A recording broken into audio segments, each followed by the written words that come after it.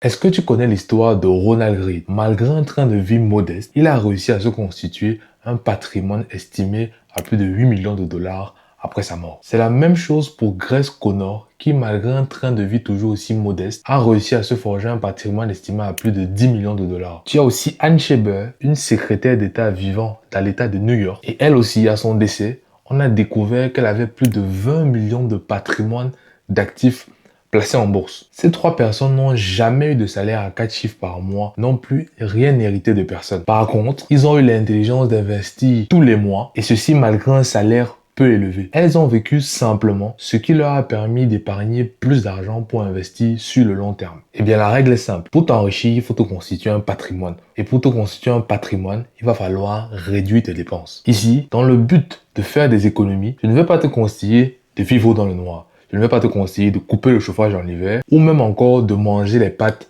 tous les jours. Mettre de côté tous les mois, ça commence par se priver, supprimer tous ses loisirs, ça commence surtout par traquer toutes ses dépenses. Si tu ne considères pas ce qu'on va voir dans la suite de la vidéo, tu perdras après année des milliers d'euros sans même t'en rendre compte. Dans cette vidéo, on va décortiquer les 5 postes précis qui détruisent ton budget et t'empêchent d'épargner et d'investir le plus possible. Alors, dépense toxique numéro 1, ce sont les assurances. Aujourd'hui, il existe des assurances pour tout. Et ici, je vais t'en faire la liste des 3 qui te coûtent très certainement les plus chers. Premièrement, on a l'assurance automobile qui est obligatoire si tu as une voiture et qui te coûte environ 700 euros par an. Je tiens ici à préciser que les estimations sont des estimations globales à l'échelle planétaire. Deuxièmement, on a l'assurance habitation qui est tout aussi obligatoire et qui coûte environ 205 euros par an. Comme autre type d'assurance, on a aussi la complémentaire santé, on a l'assurance à la responsabilité civile ou encore l'assurance pour des produits high-tech. Mon conseil personnel que moi-même je mets en pratique, c'est de ne prendre que des assurances que j'estime obligatoires et utiles. Ce que j'entends par assurance obligatoire, c'est des assurances pour l'habitation.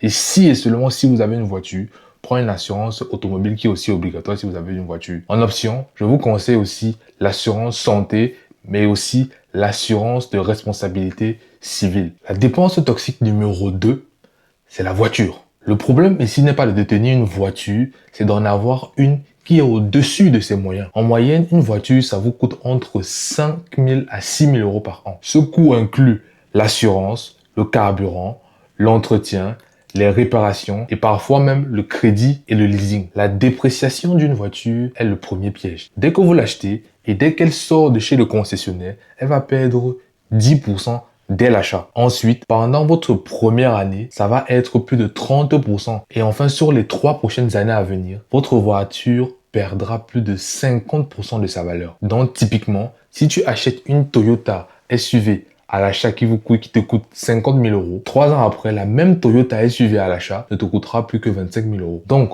mon conseil, au lieu de t'acheter une voiture neuve qui va perdre 50% de sa valeur dans 3 ans, achète une voiture en seconde main avec 3 ans d'ancienneté qui te coûtera 2 fois moins cher. Elle te permettra toujours de résoudre le problème que résout une voiture, c'est-à-dire aller d'un point A à un point B. Dépense toxique numéro 3, ce sont les abonnements. Alors là, ça s'accumule très vite. Le citoyen moyen paye environ 150 euros par an pour ses abonnements. On parle ici de la salle de sport, de la box internet ou encore des magazines. Le piège ici, c'est que souscrire à un abonnement est très facile, mais très facile. Mais si vous voulez le résilier, là, c'est autre chose. C'est beaucoup plus compliqué. Par exemple, je me rappelle que dans mon cas, lorsque j'ai pris mon abonnement à la salle de sport qui me coûtait à peu près 15 euros tous les mois, pour le souscrire, ça m'a pris moins d'une heure. Mais pour désister l'inscription, c'est-à-dire pour résilier le contrat, j'ai dû aller sur place et en plus de cela, j'ai payé des frais de résiliation de contrat qui s'élevaient à plus de 50 euros en plus. Donc, premièrement, tu vas faire un tracking minutieux de ton compte bancaire afin d'éliminer toutes les dépenses d'abonnement superflues. Et si tu ne peux pas les éliminer sur le coup, tu vas directement aller sur place pour faciliter les démarches. La deuxième chose que tu peux faire, c'est essayer de renégocier tous les contrats que tu estimes être trop chers. Par exemple, j'avais menacé, moi, mon propre fournisseur Internet qui me facturait 25 euros tous les mois pour 100 gigas de connexion Internet avec appel illimité, SMS illimité.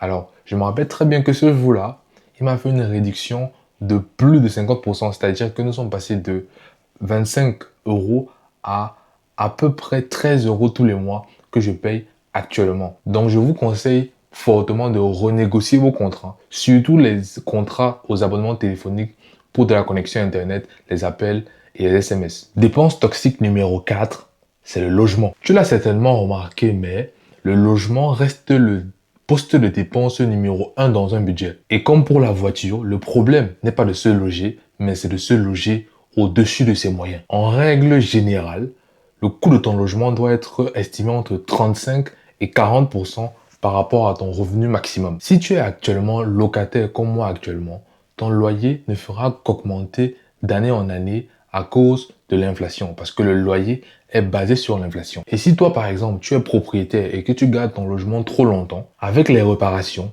tu vas devoir sortir beaucoup plus d'argent. Et donc, ça va être beaucoup plus compliqué pour toi dans le temps. Et en plus, quand tu es propriétaire, tu as des charges comme les charges de copropriété.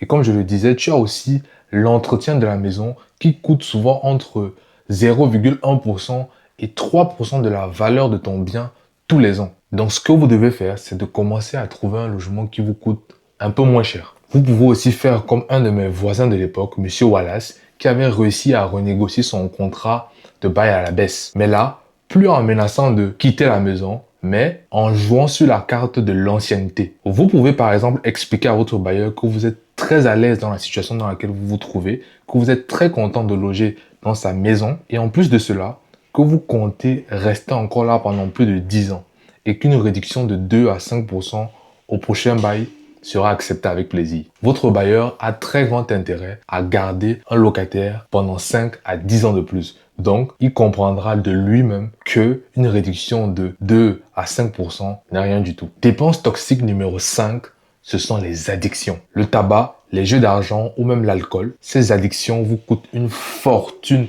sur le long terme. Un fumeur, par exemple, dépense 15% de ce qu'il gagne en cigarettes. Un paquet de cigarettes par jour pendant 40 ans équivaut à 165 000 € jetés par la fenêtre. Si par contre, tu avais investi cet argent pendant 40 ans à 5% de rendement par an, tu aurais à ta retraite environ 2 millions de patrimoine au lieu d'un cancer du poumon. Statistiquement, toutes les addictions sont des passifs, c'est-à-dire des sources de perte d'argent. La seule solution, c'est de rencontrer un professionnel qui va vous permettre de résoudre ce problème. Cela va vous coûter plus cher sur le moment, c'est vrai, mais sur le long terme, c'est le meilleur investissement que vous puissiez faire. Robert Downey Jr.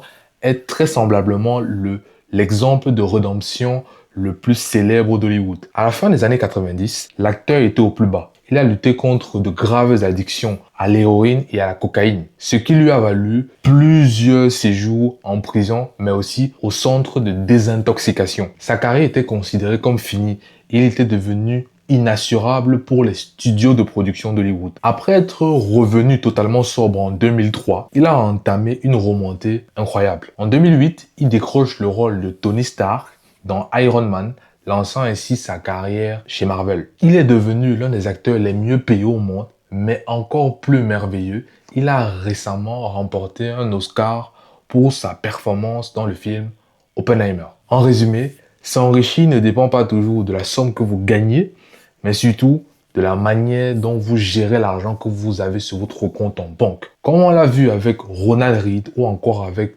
Robert Downey Jr., il n'est jamais trop tard pour reprendre le contrôle et drastiquement changer un avenir financier. Alors dès aujourd'hui, je vous mets au défi de choisir une seule de ces dépenses dans votre budget et de le réduire. Merci de me dire en commentaire quelle de ces dépenses vous coûte le plus cher actuellement. Est-ce la voiture, les abonnements ou encore même les assurances? Je prendrai le temps de relire tous vos retours. Si cette vidéo vous a aidé à y voir plus clair, n'hésitez pas à laisser un pouce bleu, à vous abonner afin de ne pas rater les prochains conseils qui vous permettront de construire votre empire financier. C'était Alfred, prenez soin de votre budget et on se retrouve pour une prochaine vidéo.